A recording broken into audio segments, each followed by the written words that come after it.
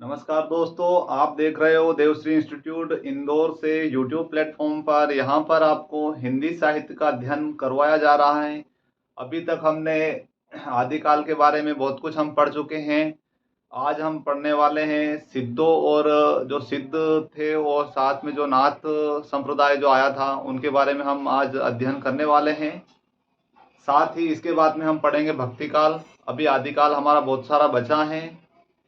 यह topic MPTET वर्ग 2 के लिए, वर्ग 1 के लिए, साथ ही वर्ग 3 के लिए, साथ उसके साथ में सीटेट में अगर आपका हिंदी विषय है उसके लिए भी बहुत ही महत्वपूर्ण क्लास है। अगर आप एमपी सेट साथ ही यूजीसी नेट की अगर तैयारी कर रहे हो या किसी भी एग्ज़ाम में हिंदी आती हो, उस हिंदी के लिए आप ये क्लास अवश्य देखिए। आपको बहुत ही महत्वपूर्ण यहाँ से प्रश्न और उनके आंसर मिलने वाले हैं। तो आज हम पढ़ने वाले हैं सिद्ध और जो नाथ साहित्य आया था उसके बारे में। नाथ साहित्य के बारे में हमने कल सिद्ध के बारे में थोड़ा बहुत अध्ययन कर चुके थे हम। आज हम पढ़ने वाले हैं नाथ साहित्य।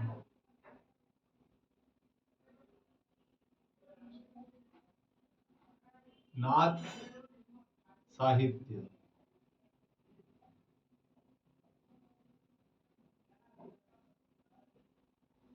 सिद्ध साहित्य के बारे में हम कल अध्ययन कर चुके थे, इसीलिए आज हम नाथ साहित्य पढ़ेंगे।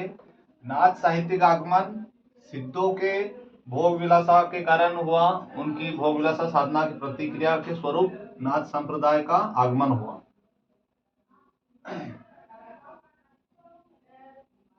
सिद्धों की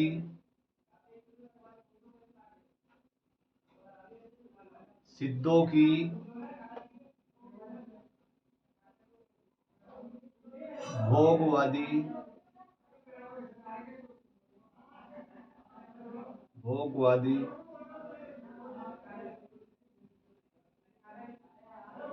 साधना के प्रतिक्रिया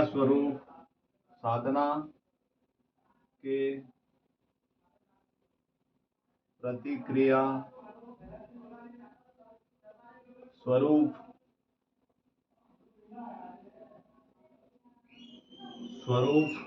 नाथ संप्रदाय का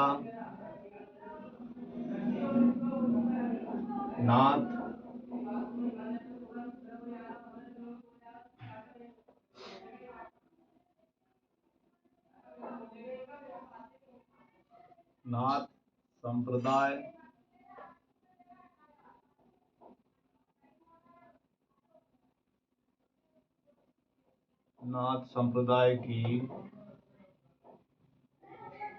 हठ साधना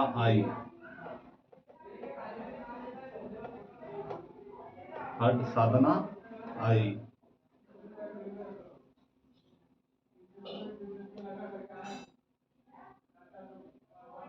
नाथ साहित्य के प्रमुख संत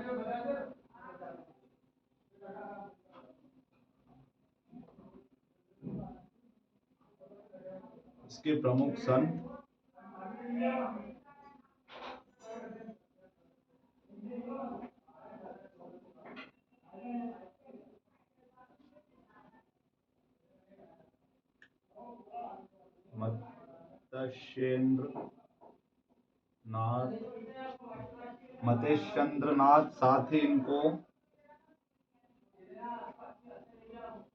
मच्छेंद्र नाम से भी जानते हैं। मच्छेंद्र नाथ नाम से भी इनको कई किताबों में जाना जाता है। इनके शिष्य थे गोरखनाथ।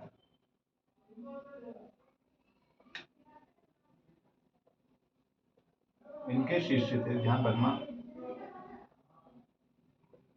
इनके शिष्य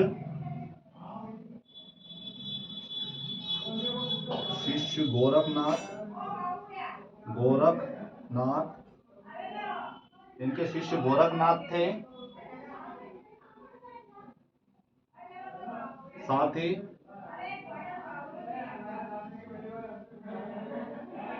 सिद्ध साहित्य, अगला टॉपिक में समझ लेते हैं इसको। सिद्ध साहित्य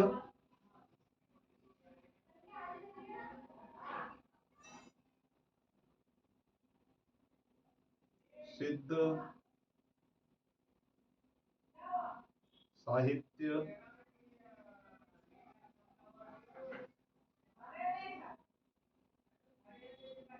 नारी भोग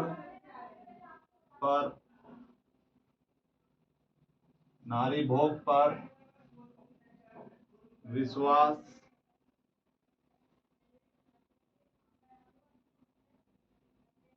करता था।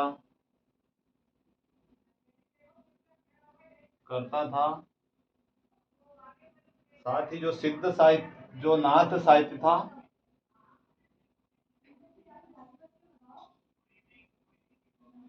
नाथ संप्रदाय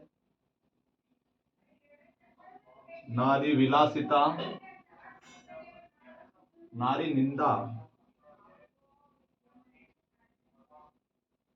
निंदा पर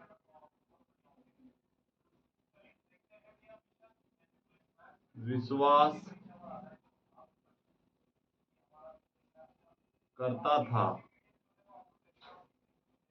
नाथ साहित्य की उत्पत्ति खासकर जो सिद्ध साहित्य था, सिद्ध साहित्य की भोगवादी जो साधना और के प्रतिक्रिया स्वरूप नाथ संप्रदाय की हट साधना आई या इसका आगमन हुआ। नाथ संप्रदाय के प्रमुख संत मत्स्येंद्रनाथ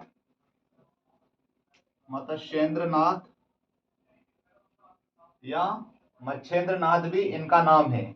इनके शिष्य गोरखनाथ, जो नाथ साहित्य की स्थापना करने में प्रमुख स्थान गोरखनाथ का है। साथ ही सिद्ध साहित्य नारी भोग पर विश्वास करता था तथा जो नाथ संप्रदाय नारी निंदा पर विश्वास करता था। यहाँ तक का टॉपिक आप समझ चुके होंगे। अगर किसी प्रकार की इनमें आपको समस्या आ रही हो समझने में तो आप कमेंट बॉक्स में अवश्य हमें बताइए। अब इसके आगे गोरखनाथ के बारे में हम कुछ टॉपिक पढ़ेंगे। यहाँ तक आप समझ चुके होंगे।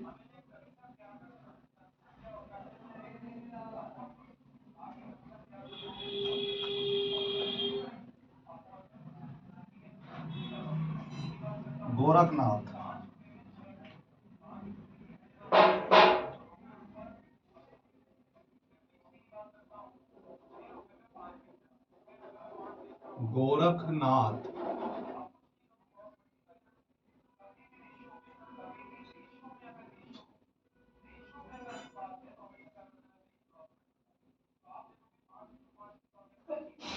नाथ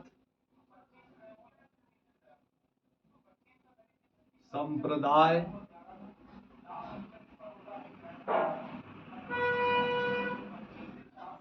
के आरंभ करता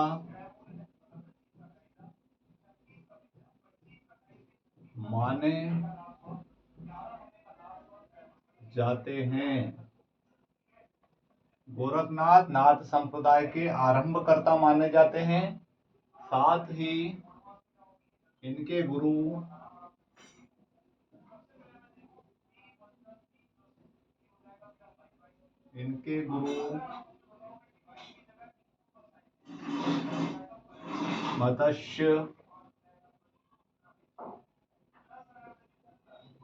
मत्स्येंद्रनाथ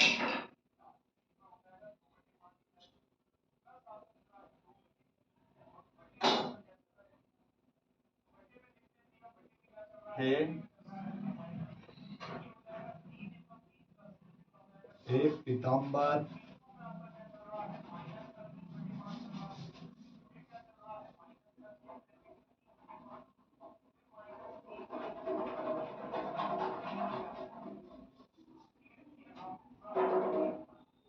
दत्त के अनुसार, पीताम्बर दत्त के अनुसार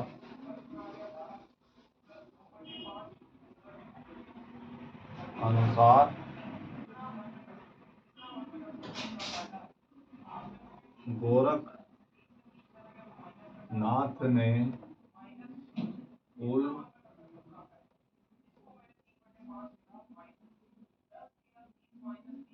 14 रचनाएं लिखी।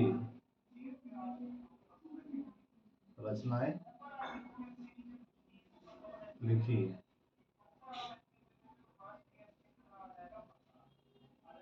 कुल कितनी 14 रचनाएं लिखी।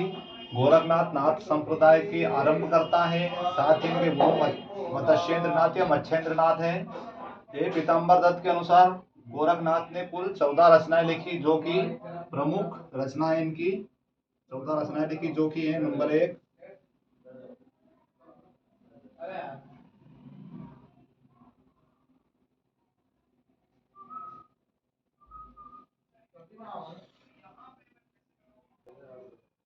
इनकी प्रमुख रचनाएं। पहली रचना है प्राण संकली। प्राण संकली के पहले भी एक है शबदी नाम से।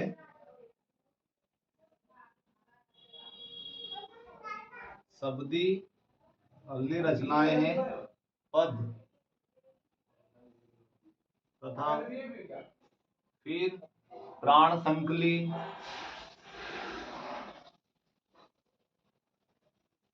प्राण संकली, साथ ही अगली जो रचना है शिष्यादर्शन,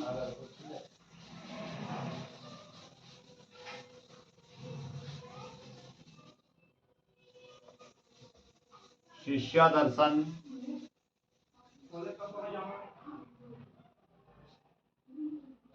नरवे बोध,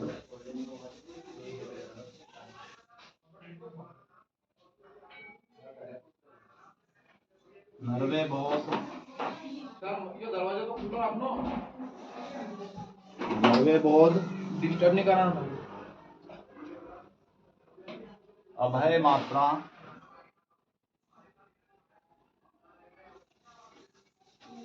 अभय मात्रा,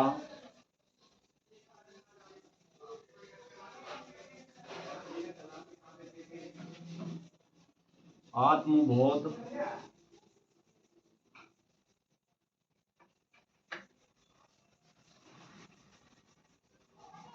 आत्मबोध,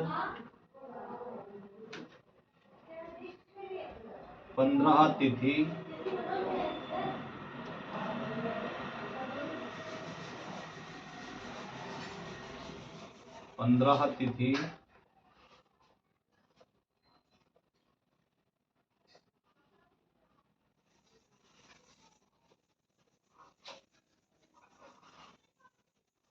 अगली है सप्तवार,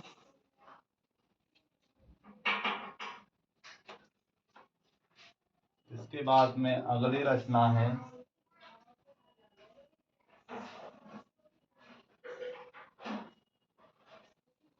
मच्छिंद्र गोरखनाथ,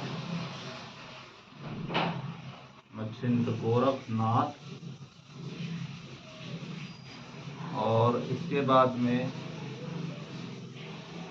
गोरखनाथ बौद्ध करना है, तो मच्छिंद्र नाथ गोरखनाथ बौद्ध।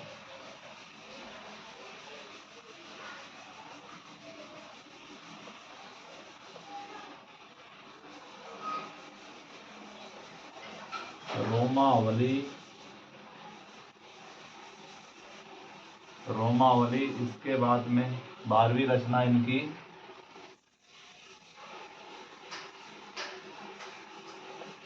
ज्ञाना तिलक, ज्ञाना तिलक, साथ ही अगली जो 13वां नंबर की रचना है वो यहाँ पर मैं लिख रहा हूँ।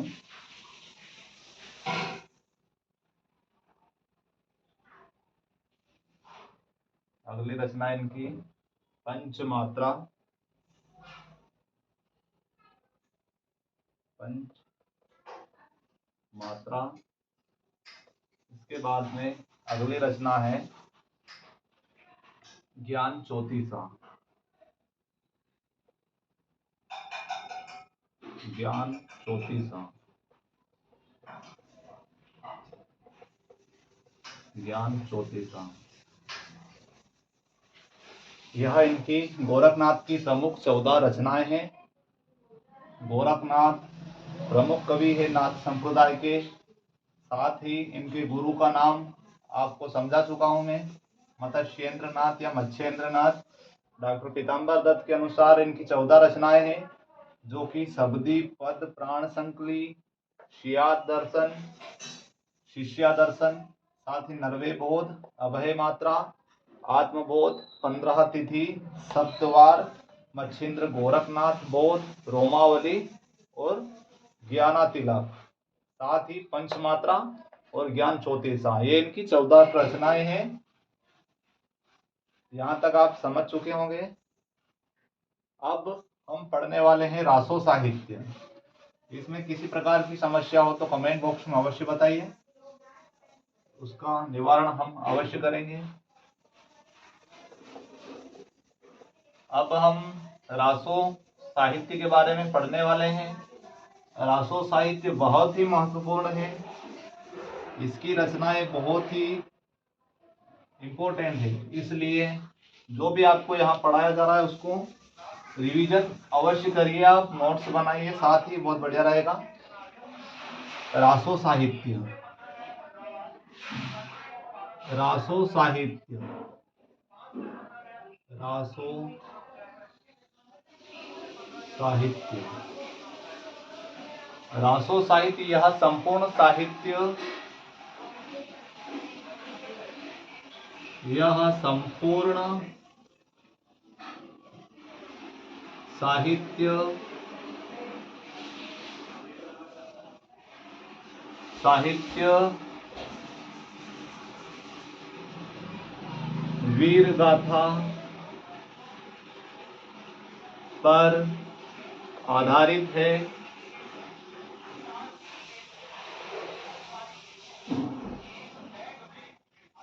वीर गाथा पर आधारित है।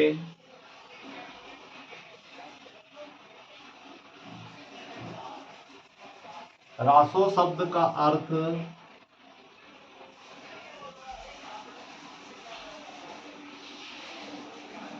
रासो शब्द का अर्थ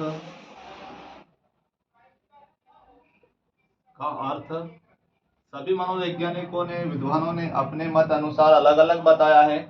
तो सबसे पहले गार्सा द तासी के अनुसार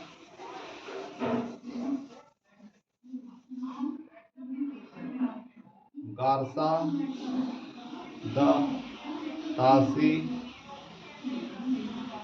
के अनुसार, गार्सा द तासी ने रासो का तात्पर्य, रासो से तात्पर्य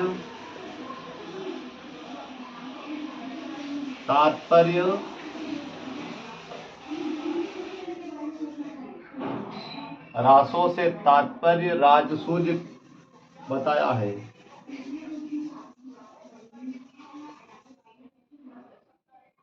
रासो शब्द राजसूय से लिया गया, ऐसा कहना है गार्सा द तासी का। साथ ही अगले विद्वान आचार्य रामचंद्र शुक्ल, आचार्य रामचंद्र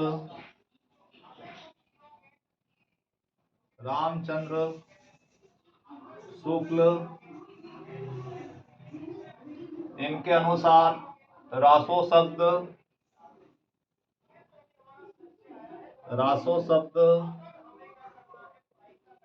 रसायन से बना है। रासो शब्द रसायन से बना है।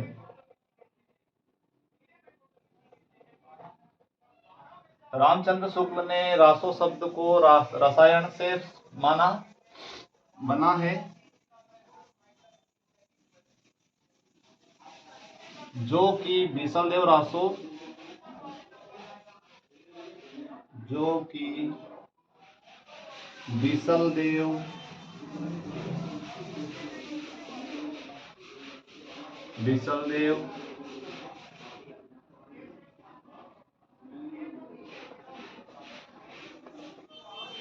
रासो ने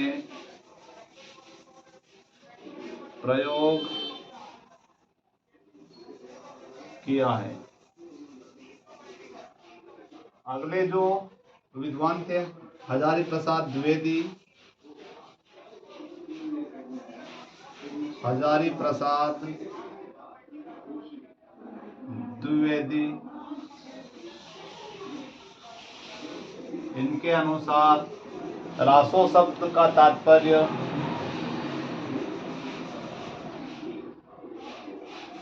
रासो शब्द की उत्पत्ति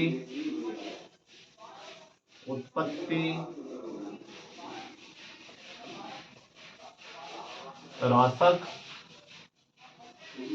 शब्द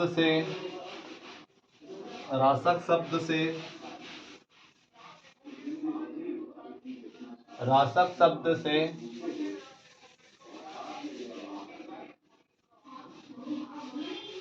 हुई है,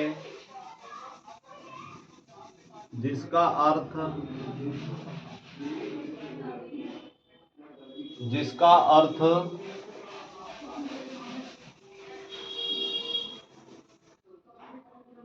काव्य रचनाओं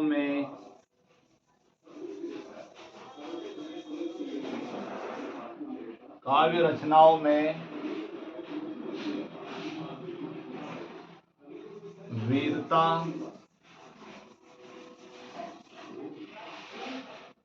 वर्णन से लिया जा सकता है।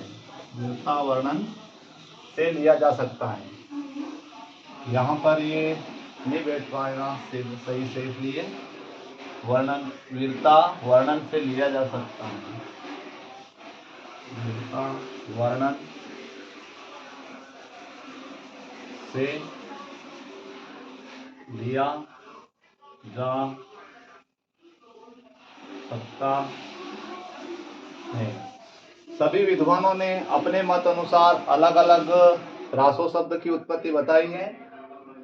यह संपूर्ण साहित्य वीर गाथा पर आधारित है। वीर गाथा यानी कि राजा महाराजाओं की जो वीरता थी उन पर आधारित है। रासो शब्द का अर्थ गार्सदा तासी ने रासो से तात्पर्य राज सूर्य से बताया है। साथ ही आचार्य रामचंद्र शुक्ल ने रासो शब्द रसायन से बना है ऐसा कहा है, जो कि विसलदेव रासो ने प्रयोग किया है। हजारी प्रसाद द्विवेदी ने रासो शब्द की उत्पत्ति रासक शब्द से हुई ऐसा माना, जिसका अर्थ है काव्य रचनाओं में वीरता वर्णन से लिया जा सकता है। यहाँ तक आप समझ चुके होंगे। किसी प्रकार की अगर समझने में समस्या हो तो आप अवश्य बताइए कमेंट बॉक्स में। अब इसके आगे हम पढ़ने वाले हैं रासो साहित्य कौन कौन से हैं। रासो साहित्य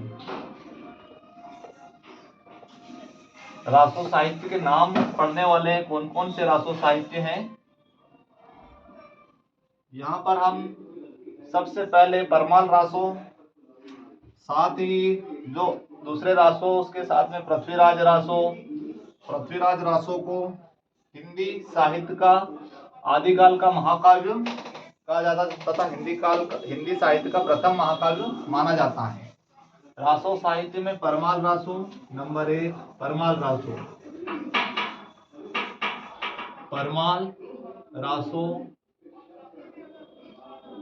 नंबर 2, पृथ्वीराज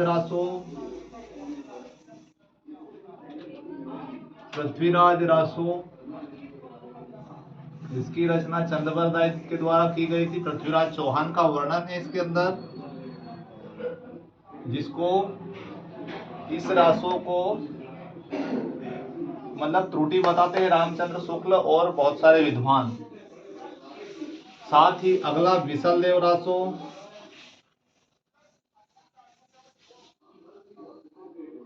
विसलदेव रासो। अगला है हुमान रासो,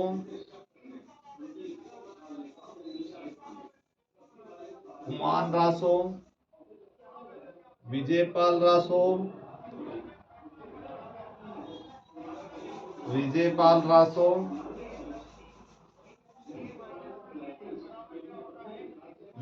रासो, हमीर रासो,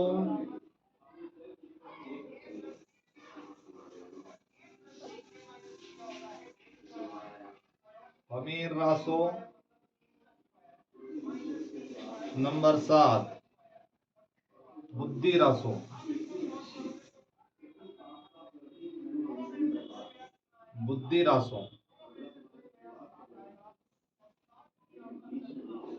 यहाँ तक आप समझ गए होंगे कि रासो साहित्य कौन कौन से हैं। परमाल रासो, पृथ्वीराज रासो, विसलदेव रासो, कुमार रासो, विजयपाल रासो, हमीर रासो और बुद्धि रासो, जो कि बहुत ही महत्वपूर्ण है।